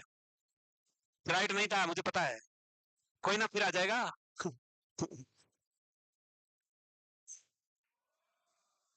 ऑर्गेनिक खत्म। अब मैं तुम्हारा ऑर्गेनिक साइकोसिस, चलो फंक्शनल साइकोसिस शुरू करेंगे। ऑर्गेनिक साइकोसिस में अपन ने अभी तीन चीजें पढ़ ली। अब मैं तुम्हारा ऑर्गेनिक साइकोसिस का ब्रीफली 10 मिनट तक, तुम कॉपी खोलो, मैं तुमको ऐसे उंगली करके पूछेगा आज। अब बस करो बे, हो गए। डिसऑर्डर का कौन सा चैप्टर है? पहली दूसरी लाइन। डबल जीरो से फ्रॉम। एग्जाम्पल दो। दिमाग में दो तरह की चीजें दिखती हैं, इसके अलावा पुष्पा। और इसमें हम सिजोफ्रेनिया और मूड डिसऑर्डर पढ़ेंगे। क्या पढ़ेंगे? Schizophrenia and mood disorder. तो सिजोफ्रेनिया और मूड डिसऑर्डर्स देख लेते हैं। सिजोफ्रेनिया डिसऑर्डर आईसीडी 10 के अनुसार F20 से लेकर F29 तक चैप्टर में आएंगे। किसमें आएंगे? F20 से F29 चैप्टर तक आएंगे। ऐसा क्वेश्चन भी आया हुआ है, तुमको ये याद रखना होगा। लिख लो। मैं भूल गया, मैंने सोचा लिखना नहीं है, बोलना ही है। मूड कैसा है आज? मूड खराब है तुम्हारा? मूड, मूड का मतलब होता है long term internal emotional feeling, while affect का मतलब होता है short term outward expression of emotions. और मूड डिसऑर्डर में आएगा सैडनेस ऑफ मूड को हम बोलेंगे डिप्रेशन। उसी वाला मूड जिसमें खुश खुश रहेगा वो होगा mania. Alternating period between mania and depression is known as bipolar disorder. और इसमें साथ में देखेंगे हम क्रॉनिक मूड डिसऑर्डर यानी परसिस्टेंट मूड डिसऑर्डर, जिसमें आएगा साइक्लोथाइमिया डिस्थाइमिया। साइक्लोथाइमिया डिस्थाइमिया। इसके अलावा बेबी के बर्थ के बाद फीमेल में मूड डिसऑर्डर्स होते हैं। बेबी के बर्थ के बाद यानी कि डिलीवरी के बाद, चाइल्ड बर्थ के बाद, तो तीन तरह के होते हैं। एक बेबी ब्लू, एक होता है पोस्टमार्टम डिप्रेशन, एक होता है पोस्टमार्टम साइकोसिस। तो ये तीनों चीजें भी पढ़ेंगे। पहले अपन आज सिजोफ्रेनिया शुरू करेंगे। अब इतना लिख लिया तो चल ले आगे हम। अब देखो भाई साहब, सिजोफ्रेनिया ग्रीक वर्ड से बना है। स्प्लिटर फ्रेनिकर ये छोड़ दो, तुमको लिखना है तो लिखो करो। यूगन ब्लूलर भैया ने दिया नाम। किसका दिया? यूगन ब्लूलर भैया 1911 में। यूगन ब्लूलर कौन है? यूगन ब्लूलर। और इससे पहले सिजोफ्रेनिया को एमिल क्रैपलिन ने डिमेंशिया प्रीकॉक्स बोला। क्या बोला? डिमेंशिया। पिछले नॉर्थ साइड में आया था ये क्वेश्चन, डिमेंशिया प्रीकॉक्स किसने बोला? यार schizophrenia previously known as, schizophrenia previously known as dementia praecox, and this dementia praecox is word given by Emil Kraepelin. वही जो सिजोफ्रेनिया वर्ड है वो यूगन ब्लूलर ने दिया। यूगन ब्लूलर। अगर कोई इंसान क्लास में पढ़ के और पूरे नोट्स बना के और उस नोट्स को 5 बार पढ़ लेना, तो उसको और कुछ पढ़ने की एक्चुअल में जरूरत नहीं है, उसका सिलेक्शन पक्का होगा अगर 5 बार पढ़ के उसने याद किया तो। पर हमारी आदत क्या है? जो नोट्स बनाए वो भी याद नहीं किए, फिर मुंह मारोगे पीआर पढ़ूंगी पीआर। पीआर पढ़, फिर आधी पीआर पढ़ेगी, मजा नहीं आ रहा, टारगेट पढ़ूंगी टारगेट। तभी कोई आएगी, अरे दीदी ये क्या पढ़ रही हो? टारगेट पढ़ो टारगेट। टारगेट पढ़ेगी। फिर ये क्या पढ़ रही हो? वो तो सॉन्डर्स पढ़ रहे हैं, सब सॉन्डर्स पढ़ेंगे। तब तक कोई आएगा लिपिन कोड पढ़, लिपिन कोड। ऐसे कर करके सारा कचरा कर देंगे, किसी भी एक चीज को कभी भी पूरा नहीं करेंगे, इसीलिए बच्चों का सिलेक्शन नहीं होगा। फिर यूट्यूब पे मुंह मारेंगे, मुंह झांकेंगे यूट्यूब पे। एक बार वो चैनल सर्च किया, एक बार वो चैनल सर्च किया, फिर एक क्लास इस चैनल से देखी, दूसरी वहां से देखी, तीसरी कहीं और से देखी। मैं दिन भर 4 घंटे यूट्यूब की क्लास लेती हूँ, अच्छा वहीं से आएगा पेपर? हुँ? ऐसा नहीं है बेटा, एक सिस्टम बनाना पड़ेगा। सबसे इंपॉर्टेंट चीज है आपके थ्योरी की क्लास के नोट्स और उसका रिवीजन। वो जब तक नहीं होगा, कितने भी क्वेश्चन तुम यूट्यूब पे देख लो, कोई मतलब नहीं रहेगा। क्योंकि यूट्यूब पे जब आप कमेंटों की धाराओं में बह रहे होते हो, तब आपको ऐसा लगता है कि आपको आंसर आता है। पर उसके थोड़ी देर बाद, 2 दिन बाद, 5 दिन बाद, वही टॉपिक का क्वेश्चन अगर घूम के आएगा, तो तब वहां तुम्हारी बत्ती गुल हो जाती है। तो इसलिए पहले थ्योरी पढ़े, नोट्स बना के अच्छे से रिवाइज करें। रिवीजन बहुत जरूरी है, बिना रिवीजन कुछ नहीं होगा। ये क्लास में जो टीप रहे हो ना, पन्ने खराब कर रहे हो, पेन खराब कर रहे हो, बेंचन तोड़ रहे हो, इसका सिर्फ और सिर्फ फायदा तब होगा जब रिवीजन करोगे। एटलीस्ट डेली का डेली पढ़ो, तो ताजा ताजा चीज अच्छी रहती है, दिमाग के लिए भी है। तो ताजा रिवीजन फायदेमंद होता है। डेली रिवीजन जरूरी है। हो गया लिखे या बाकी रह गया किसी का? रह गया? क्या करो भाई। ने दिया। और सिजोफ्रेनिया को पहले हम डिमेंशिया प्रीकॉक्स से नाम से जानते थे, और डिमेंशिया प्रीकॉक्स वर्ड है एमिल क्रैपलिन ने दिया। किसने दिया? एमिल क्रैपलिन ने दिया। और इस डिमेंशिया प्रीकॉक्स का कोई मीनिंग कभी पूछ ले तो क्या मीनिंग है इसका? है? हाँ लिखा हुआ है, बोलो बोलो। Early onset of memory disturbance, early onset of memory disturbance. क्या पता ये मीनिंग आ जाए, कुछ नहीं पता, कुछ नहीं कह सकते कि क्वेश्चन क्या आ सकता है कभी भी। तो early onset of memory disturbance, early onset of memory disturbance. अब मैं देखो early onset of memory disturbance, early onset of memory disturbance 5 बार बोल चुका हूं, यूं यूं यूं झांक रहा है, क्या देखोगे उसमें पे? इसलिए मैं कहता हूं तुम्हारी हालात नाजुक है। देखो क्या करोगे भैया, ऐसे करोगे क्या?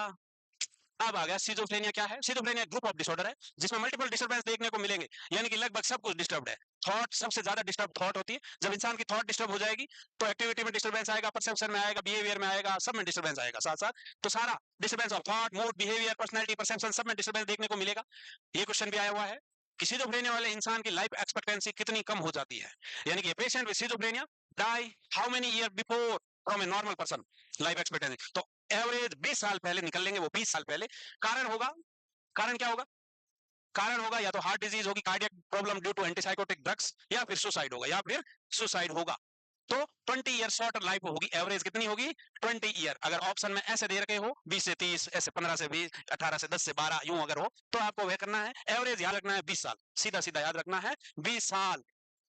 इसके अलावा, अरे पहले ये टीप लो फिर रोगे। लाइफ एक्सपेक्टेंसी का मतलब है अगर इंसान को सिजोफ्रेनिया नहीं होता तो वो नॉर्मली कितने साल जीता, या बाकी लोग बिना सिजोफ्रेनिया वाले नॉर्मली कितने साल जी रहे हैं। अब इंडिया की लाइफ एक्सपेक्टेंसी कितनी है रे? 60 है? 8 है, 3 नहीं है, ज्यादा है। 67 या 8 है, पहले कम हुई थी अभी वापस बढ़ी है। 67 या 8 होगी। ये करंट डाटा आप किस में पढ़ते हो? ओबीसी नहीं, कम्युनिटी में। 67 है मेरे हिसाब से। फिर भी आप सर्च कर लेके देख लेना कि आइडियली 67 साल अभी लाइफ एक्सपेक्टेंसी रिसेंट 2 ईयर में बढ़ी है, रिसेंट 2 ईयर में बढ़ी है, तो उस पे है। तो ये सिजोफ्रेनिया वाला 20 साल पहले चला जाता है, और ये mainly due to cardiac problem और ड्यू टू सुसाइड, और ड्यू टू सुसाइड। एपिडेमियोलॉजी की बात करें तो लाइफ टाइम प्रिवलेंस कितनी है भाई साहब, लाइफ टाइम रिस्क कितनी है? तो 1000 पॉपुलेशन में से 0.5 से लेके 1% लोगों पे, अगर 1000 पॉपुलेशन में देखा जाए तो 0.5 से 1% लोगों में सिजोफ्रेनिया है। इसके अलावा schizophrenia having high heritability rate. High heritability rate का मतलब होता है फैमिली टू फैमिली ट्रांसफर। दादा को था, उसके बेटे को हुआ, उसके बेटे को हुआ, मतलब पीढ़ी दर पीढ़ी चलने वाली डिजीज है। रिस्क ज्यादा है, हाई रेट है। अगर किसी की फैमिली में है इसका मतलब है उनके बच्चों को, उसके आगे बच्चों को होने के रिस्क ज्यादा है, रिस्क ज्यादा है age compare to non schizophrenic parents. इसके अलावा कौन सी एज ग्रुप में सिम्टम आएंगे या होगा? तो एडोलेसेंट एंड यंग अडल्टहुड। क्या बोलते हैं इसको? एडोलेसेंस और यंग अडल्टहुड। एज ग्रुप ना देके अगर ऐसा लिखा हो तो आपको ये राइट करना है, एडोलेसेंट एंड यंग अडल्टहुड में देखने को मिलता है। पर्टिकुलरली मैन एंड वुमेन में इक्वली प्रिवेलेंट है, मेल और फीमेल में लगभग बराबरी है, but onset is earlier in male. Male में थोड़ा अर्ली एज में देखने को मिलता है, 15 से 25 साल में मेल में देखने को मिलेगा, और 25 से 35 साल में फीमेल में ऑनसेट देखने को मिलेगा। तो यहाँ हर लाइन पे क्वेश्चन बन सकता है, तो ये चीज सब आपको खोपड़िया में फिट करनी होगी। क्वेश्चन कैसे भी बन सकता है, इतनी सिंपल लाइन का क्वेश्चन बन सकता है कि the prevalence of schizophrenia or the ratio of prevalence of schizophrenia in male and female is, option में होंगे higher in male, lower in female, higher in female, lower in male, equal in male and female। तो याद रखना है आपको equally है दोनों में, but early age of onset किस में है? मेल में है। बालक सो गया था, हमने देखा, मैंने तुमको देखा, ऐसे और पकड़ा गया सोते हुए। schizophrenia is more prevalent in lower socio-economic status। अब ये कोई पर्टिकुलर एक्चुअल में इसका लॉजिक कारण नहीं है, ये इसलिए है कि जब भाई साहब गरीबी है तो गरीबी होगी, तो गरीबी में बहुत सारी टेंशन होती है। शाम की रोटी कहां से बनेगी से लेके, रोटी कपड़ा मकान से लेके, बेसिक नीड से लेके, हर चीज की टेंशन ही टेंशन, टेंशन ही टेंशन है। तो स्ट्रेस बहुत ज्यादा होने के कारण और certain nutritional deficiency, other infection, इनकी भी रिस्क ज्यादा रहती है, तो सिजोफ्रेनिया होने के ज्यादा रिस्क है। ये डाटा ऐसे निकाला जाता है कि बहुत सारे रिसर्च करते हैं सिजोफ्रेनिया वाले पेशेंट में, और उनका सोशियो इकोनॉमिक स्टेटस देखा जाता है, फिर कंपैरेटिव स्टडी करते हैं कि इतने लोग, जैसे मान लो 20 लोगों में सिजोफ्रेनिया के पेशेंट लिए, फिर उनकी स्टडी करी कि कौन गरीब है और कौन अपर क्लास वाला है और कौन मिडिल क्लास वाला है। तो देखा कि लोअर क्लास वाले में सिजोफ्रेनिया ज्यादा देखा गया। 20 में से 8-9 लोग लोअर इकोनॉमिक स्टेटस वाले थे, 2-3 5 तक मिडिल क्लास वाले थे, और 2-3 अपर सोशियो इकोनॉमिक स्टेटस वाले थे। तो ऐसा देके स्टेटस निकालते हैं। तो ये लोअर सोशियो इकोनॉमिक वाले में ज्यादा पाया जाता है, और ये mainly due to stress, tension, anxiety, malnutrition और अदर एसोसिएटेड इन्फेक्शन के कारण होगा। अब लिख लिया? अरे लिखा क्या? नहीं, मास्क लाइक फेशियल एक्सप्रेशन सबके कैसे है? Mask like facial expression. और कईयों ने मास्क भी बड़े डरावने टाइप पहने हुए, सीरियस वाले, गंभीर सिंह। गंभीर सिंह का मतलब होता है सीरियस। हाँ, सीरियस को हिंदी में क्या बोलते हैं? गंभीर। हम्म, हो गया ये? और देखें जरा एपिडेमियोलॉजी में कि भाई साहब अगर सिजोफ्रेनिया 45 साल के बाद हुआ तब उसको हम लेट ऑनसेट सिजोफ्रेनिया बोलेंगे। ये भी क्वेश्चन हो सकता है। इसके अलावा अगर जनरल पॉपुलेशन में कितने परसेंट सिजोफ्रेनिया की प्रेवलेंस है? 1%। Non twin sibling of A schizophrenic patient, non twin है, पेशेंट सिजोफ्रेनिक है बट बच्चे कैसे जुड़वा नहीं है, नॉन ट्विन है, तो 8% रिस्क है। वही डाइजाइगोटिक ट्विंस में रिस्क 12% है। मोनोजाइगोटिक आता है तो 47% होगी। सिंगल पेरेंट्स है तो 12% है, दोनों पेरेंट्स है तो 40% है। ये भी क्वेश्चन आया हुआ है मोनोजाइगोटिक वाला और सिंगल और दोनों पेरेंट्स वाला, क्वेश्चन एग्जाम में आया हुआ है, याद रखना होगा। डाइजाइगोटिक ट्विंस क्या होता है बेटा? ये कैसे दिखते हैं? दूसरा नाम क्या है? Dizygotic twins also known as है, and monozygotic twins also known as, monozygotic को आइडेंटिकल ट्विंस बोलते हैं, डाइजाइगोटिक को हम नॉन आइडेंटिकल बोल सकते हो या फ्रेटर्नल ट्विंस बोलते हैं। क्या बोलते हैं? Fraternal twins, fraternal, fraternal twins. आ जाएगा, वापस आ जाएगा। 45 साल के बाद हुआ तो लेट ऑनसेट सिजोफ्रेनिया कह देंगे। और सिजोफ्रेनिया जनरल पॉपुलेशन में 1% पाया जाता है। इसके अलावा non twin sibling of schizophrenic patient है तो 8% है। मोनोजाइगोटिक है, मोनोजाइगोटिक को हम आइडेंटिकल बोलते हैं और 47% देखने को मिलेगा। वहीं डाइजाइगोटिक में 12% हो जाएगा। दोनों पेरेंट्स अफेक्टेड है तो 12% है। और सॉरी, दोनों पेरेंट्स अफेक्टेड है तो 40 है, एक पेरेंट अफेक्टेड है तो 12% है। तो याद रखने हैं दोनों चीज।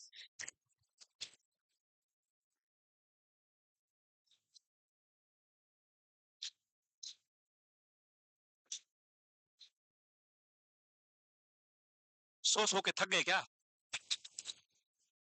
अगर कोई सो के थक गया है तो थोड़ी देर जाग भी जाओ भाई। क्या जाएगा तुम्हारा अगर जाग जाओगे तो? है नींद। थोड़ी देर जाग जाओगे तो क्या जाएगा भाई?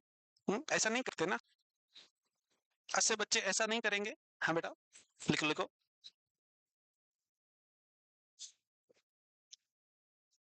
हो गया पहलवान जी?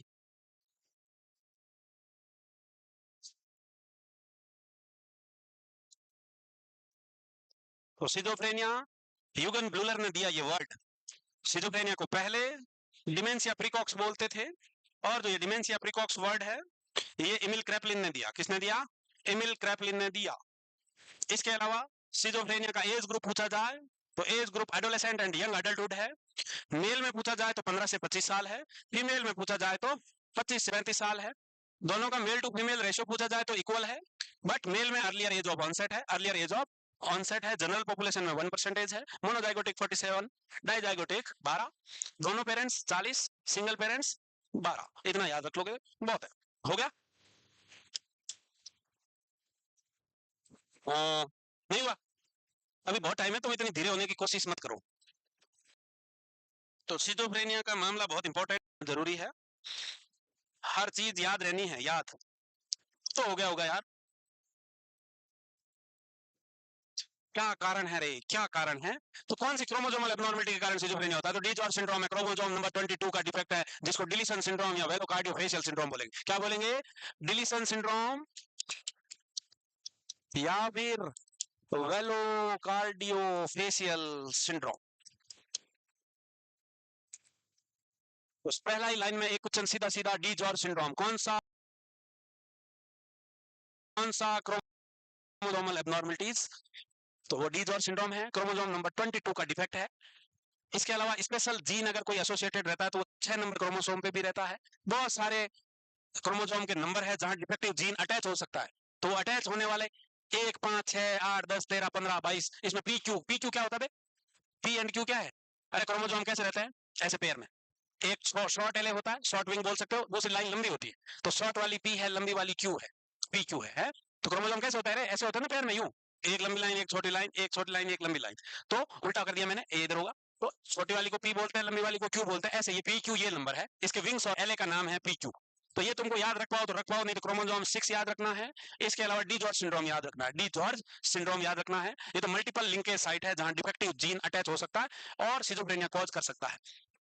मेन जो न्यूरोट्रांसमीटर है वो कौन है? मेन न्यूरोट्रांसमीटर है डोपामाइन, और डोपामाइन के साथ कौन होता है? ना जी ना, dopamine and norepinephrine, norepinephrine. तो dopamine and norepinephrine is the main neurotransmitter. अकेला पूछा जाए तो अकेला डोपामिन है, थोड़ा बना के पूछा जाए तो डोपामिन एंड नॉर एपिनेफ्रिन है, और साथ में सीरोटोनिन का लेवल भी बढ़ा होगा।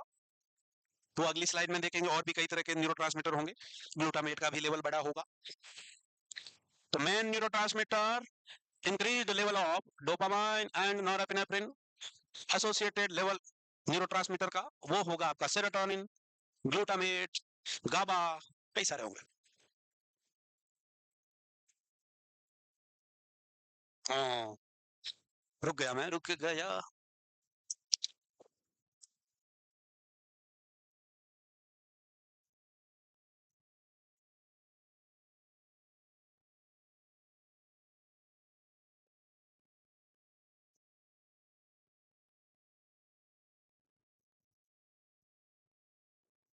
हो गया? नहीं हुआ? तुम्हें कोई बोलो लिखने वाले।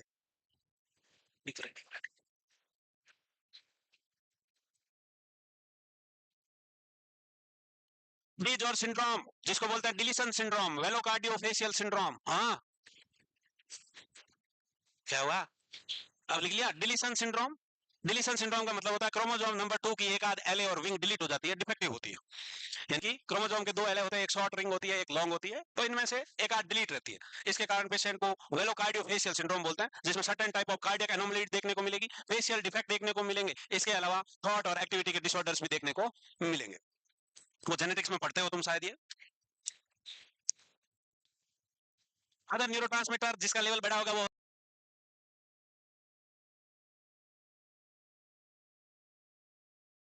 होगा सीरोटोनिन, नॉरएपिनेफ्रिन, गाबा ग्लोमेट, नॉरएपिनेफ्रिन मेन में साथ में लिख लिया। इन सबका लेवल बढ़ा हुआ रहेगा, इन सबका लेवल बढ़ा हुआ मिलेगा। साइकोसोशल फैक्टर की बात करें तो कौन सी? पर्सनैलिटी। तो पर्सनैलिटी वाली है वो एस्थेनिक, ये भी क्वेश्चन आता है। एस्थेनिक पर्सनैलिटी कैसे होता है रे? दुबले पतले सीकड़ी जैसे, ऐसे हैं, दुबले पतले ऐसे, दुबले पतले ऐसे वाले लोगों, thin and weak, thin and weak है। इसके अलावा ऐसा और देखा गया कि जिनका बर्थ विंटर सीजन और स्प्रिंग सीजन में हुआ हो, उनमें भी सिजोफ्रेनिया ज्यादा पाया गया है। ये थ्योरी इंडियन थ्योरी नहीं है, बट क्वेश्चन आ सकता है कभी भी। ये थ्योरी वहां जहां वो सूरज वाली 6 महीने रात 6 महीने दिन एडिक्वेट सनलाइट नहीं, उसी की वजह से डिप्रेशन और सिजोफ्रेनिया का डेवलपमेंट होता है, तो वो वाली थ्योरी है। तो विंटर और स्प्रिंग सीजन में बर्थ वालों में भी ज्यादा पाया गया है। इसके अलावा अगर कोई नशा करता है गांजा या एम्फेटामाइन तो सिजोफ्रेनिया हो सकता है। कोई लगातार गांजे पे गांजा फूंके जा रहा है, गांजेड़ी बन गया है, तो सिजोफ्रेनिया यानी साइकोटिक सिम्टम्स दिखते हैं। क्या दिखते हैं? साइकोटिक सिम्टम यानी डिल्यूजन एंड हेलुसिनेशन हो सकता है। इसलिए गांजा तुम छोड़ दो अब से। कैनाबिस का मतलब होता है गांजा, है? गांजा, चरस, भांग कैनाबिनॉइड्स में आते हैं, उनको क्या बोलते हैं? कैनाबिस बोलते हैं। गांजा, चरस एंड भांग को हम कैनाबिस बोलते हैं। एम्फेटामाइन एक हेलुसिनोजन ड्रग है। एम्फेटामाइन क्या है? हेलुसिनोजन ड्रग है। किसमें देते हैं? ड्रग ऑफ चॉइस किसकी है? Dextro amphetamine. किसकी है? एडीएचडी में भी देते हैं। एडीएचडी का कल क्वेश्चन आया था, उसमें ऑप्शन में मिथाइल फिनिडेट था, वो भी दे सकते हो, वो भी देते हैं। डेक्स्ट्रो एम्फेटामाइन भी देते हैं, तो ऑप्शन में वो था, तो मिथाइल फिनिडेट किया लोगों ने।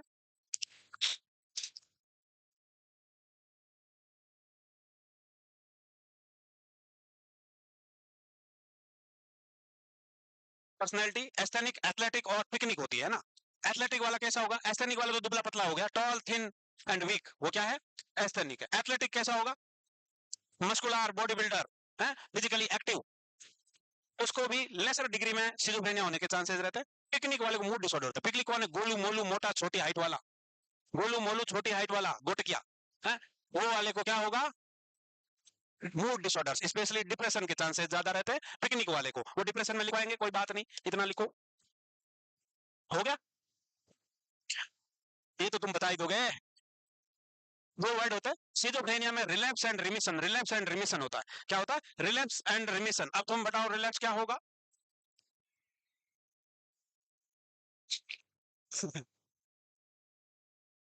रिलैप्स एंड रिमिशन क्या होगा?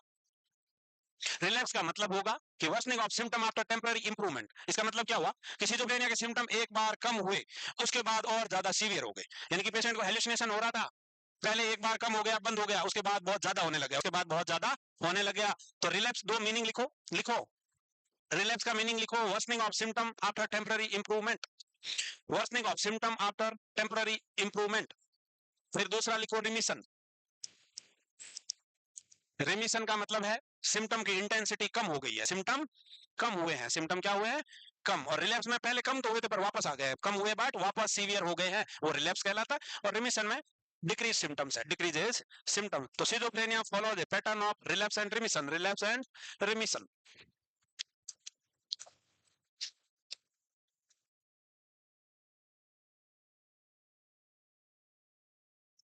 रिलैप्स लिख के आंसर ये लिखना है, अभी और वक्त लगेगा। लिख के ऐसे रिमिशन लिख के नीचे लाइन हुई, हाँ किधर है, वाली सिंड्रोम होता है जिसमें उसको लगता है इंसान को कि ये अलग अलग थोबड़े वाले लोग नहीं है रे, कोई दो चार लोग अलग अलग चेहरा बदल के आता है, अलग अलग चेहरा बदल के आता है, मास्क वाला अलग चेहरा बना हुआ मास्क पहन के आ गया, फिर कोई और अलग मास्क बदल के आ गया। फिर होता है एक होता है कैप ग्रास, कैप ग्रास में उसको ऐसा लगता है कि उसके कोई फैमिली मेंबर या दोस्त फ्रेंड उसकी जगह किसी और ने ले ली है, यानी कि उसके जैसा दिखने वाला कोई दूसरा डुप्लीकेट आ गया। ऐसी बहुत सारी मूवीज बनी हुई है, हीरो होता है डबल रोल में, एक हीरो होता है गरीब गुंडा, गली का गुंडा, दारू पी के बेवड़ा पड़ा रहता है, दूसरा होता है रईस बिजनेसमैन का बेटा। तो क्या करते हैं गुंडे उस बिजनेसमैन वाले बेटे का किडनैप कर देते हैं, किडनैप करके उसको तो ले जाते हैं अपने साथ, और अब सारी प्रॉपर्टी हड़पने के लिए क्या करते हैं उस गरीब वाले हीरो को उसके जैसे कपड़े वपड़े पहना के उसको सिखा के कहां भेजते हैं, अमीर वाले घर में भेजते हैं। वो कैप ग्रास सिंड्रोम है। क्या है वो, कैप ग्रास सिंड्रोम की फैमिली मेंबर को उसके जैसे दिखने वाले पर्सन से रिप्लेस कर देना, कैप ग्रास कहलाता। अरे कुछ ना, मैंने सोचा खत्म हो जाएगा, खत्म नहीं। साइन एंड सिम्टम, आज इसका मतलब हम फास्ट चल रहे हैं, सोचो मैं यहीं तक का सोच गया था आज का। हाँ चलो, इसके अलावा साइन एंड सिम्टम में हम देखेंगे autistic thinking, association disturbance, thought का ब्लॉक होना, नियोलॉजिज्म, म्यूटिज्म। अब मैं सब पूछेगा ये, क्योंकि ये सब के सब लिखाए हुए हैं तुमको। अब मैं उधर आएगा और तुमको पूछेगा।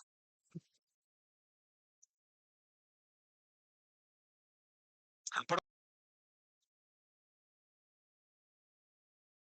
सबके दिलों की धड़कन बढ़ती हुई कि कहीं वो मैं, डरने की क्या बात भैया, कोई हाँ हाँ बेटा, ऑटिस्टिक थिंकिंग, सोचो ऑटिज्म सुना है आपने, ऑटिज्म या ऑटिस्टिक थिंकिंग क्या होता है। ऑटिस्टिक थिंकिंग का मतलब होता है बेटा खुद में खोए रहने वाली थॉट, जिसको हम क्या बोलेगा, सेल्फ सेंटर्ड थॉट। क्या कहेंगे, सेल्फ सेंटर्ड, खुद में ही खोया रहना, खुद में ही घुला हुआ रहना। ऑटिज्म वाला बच्चा क्या करता है, दोस्त नहीं बनाता, अकेला खेलता रहता है, अपने आपके हाथों से खेलता रहेगा, बालों से खेलता रहेगा, उंगलियां मोड़ता रहेगा, और अकेला ही खुश रहेगा, दूसरों के साथ नहीं खेलेगा, क्योंकि वो सेल्फ सेंटर्ड है। क्या है, सेल्फ सेंटर्ड। फिर दूसरा आता है एसोसिएशन डिस्टर्बेंस, इसको हम लूजनिंग ऑफ एसोसिएशन बोलते हैं। तो तुमको पता है लूजनिंग ऑफ एसोसिएशन का मतलब होता है एसोसिएशन और connection between thoughts are loose, association और connection between thoughts are loose. इसके अलावा थॉट ब्लॉक का एग्जांपल क्या होगा बे, कौन बताएगा, तुम, खंभे के पास, नहीं उधर वाली के, ब्लैक शर्ट टी शर्ट जो भी, बता बेटा, थॉट का ब्लॉक होना वो वाले, बेटा बता, नहीं तो नहीं हो, आज तो नहीं आई ना, पहले आ रही हो ना, हुआ इसका मतलब ट्रैफिक रुकेगा। पेशेंट से पूछा, पेशेंट से पूछा कि भाई तुम बताओ, तुम्हारे घर का एड्रेस बताओ। अब पेशेंट बताना शुरू हुआ, J279, अब रुक गया, अब याद ही नहीं आ रहा उसको, जो लगा याद नहीं आ रहा। ये क्या हुआ, थॉट ब्लॉक है कि sudden stop in between talk, sudden stop in between talk क्या कहलाएगा, थॉट ब्लॉक कहलाएगा। बेटा मैसेज आया, कॉल आया, तुमको पता है ना मेरी नजर बहुत इधर से, चलो कोई बात नहीं। नियो यानी न्यू होता है, नियो का मतलब, हाँ जे कहा है भैया, out of dictionary word, out of dictionary word. Patient अपनी पर्सनल डिक्शनरी से शब्द का इस्तेमाल करेगा, जैसे पेशेंट को लगेगा जो भी बोलेगा वो दूसरों को बिल्कुल समझ में नहीं आएगी, क्योंकि वो डिक्शनरी कैसी है, पर्सनल है वे, शब्द उसके पर्सनल है, शब्द उसके पर्सनल होंगे। म्यूट तो म्यूट है। इसके अलावा delusion is false false fixed unshakable beliefs.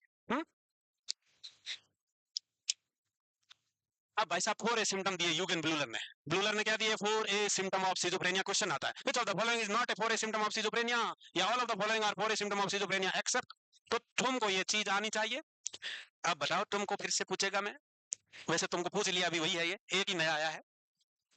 Ambivalence का मतलब होता है two contraindicatory ideas, two contraindicatory ideas at the same time for the same person situation object, यानी कि एक ही चीज के लिए मन में दो विचार का आना एम्बिवेलेंस कहलाएगा। जैसे सिंपल वर्ड में बोले तो conflict between thoughts, conflict between thought is known as ambivalence. और पेशेंट तय नहीं कर पाएगा कि हाँ, सिम भाषा में बोले तो क्या है, love and hate feeling at the same time, love and hate feeling at the same time for the same person. इसके अलावा ऑटिज्म तुमको पता है, सेल्फ सेंटर्ड थिंकिंग। अबे लिख लो, कुछ बच्चे नए हैं, मुझे लिखना पड़ेगा लगता है। वो कैसे लिखेंगे? एम्बिवेलेंस का मतलब बेटा याद रखना है, टू कॉन्ट्रा इंडिकेटरी आइडियाज, सुंदर हैंडराइटिंग लिख रहा हूं मैं, two contra indicatory ideas at the same time.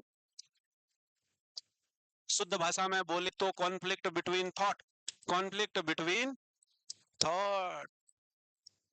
वहीं ये सेल्फ सेंटर्ड थॉट और थिंकिंग। अफेक्ट का डिस्टरबेंस का मतलब क्या होगा बे? अफेक्ट कैसे हो सकते हैं? Flat, blunt, labile. Flat, blunt और लेबाइल हो सकते हैं। Flat, near absent emotional response, भयंकर जोक सुनाया, बाकी सारे लोग ही हा हा हंस रहे हैं और पेशेंट ऐसा मुंह बना रहा है। फिर आया ब्लंट, भयंकर जोक था, सब हंस रही, हाँ, पेशेंट हल्की सी स्माइल, बस है। और लेबाइल, पहले तो हंसा ही हा हा हा हा, उसके बाद ये लेबाइल है, रैपिडली चेंज ऑफ इमोशंस, क्या कहलाएगा? लेबाइल इफेक्ट कहलाएगा। लूजनिंग ऑफ एसोसिएशन का मतलब है association between thoughts are loose और लॉस्ट। एसोसिएशन यानी कि कनेक्शन बिटवीन थॉट, कनेक्शन, अरे भैया कनेक्शन है, कनेक्शन हुआ, connection between thought, thought are lost. तो थॉट के बीच का कनेक्शन हुआ, लूज हो गया और लॉस्ट हो गया, जिसको हम बोलेंगे एसोसिएटिव डिस्टरबेंस। दूसरे वर्ड में इसको क्या बोलते हैं बेटा? Loosening of association. ये झोला बंद की आवाज आ रही मुझे। Loosening of association. तालीबाज गैंग। नहीं नहीं, इस बार तो सच में हुआ, क्या लिखा है? हाँ देखा, हाँ बेटा, सेंटर। इतनी देर में घूम घूम के इस पे क्वेश्चन पूछ के आया, उसके बाद बोर्ड पे लिखा, यहाँ आके बोला, पर उसके बावजूद भी ये क्या लिखा हुआ है? माथा लिख उड़ो मारो, लिख दे बेटा माथा। सेल्फ सेंटर्ड थिंकिंग है। हाँ ठीक है, झोले बंद हो गए, क्वेश्चन पूछ लेते हैं।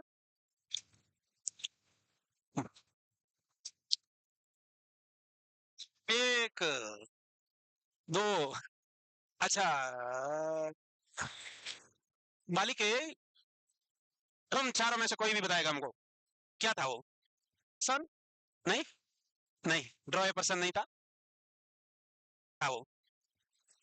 मिनी कॉक टेस्ट में क्या कंपोनेंट है? हाँ, ड्रॉ ए पर्सन।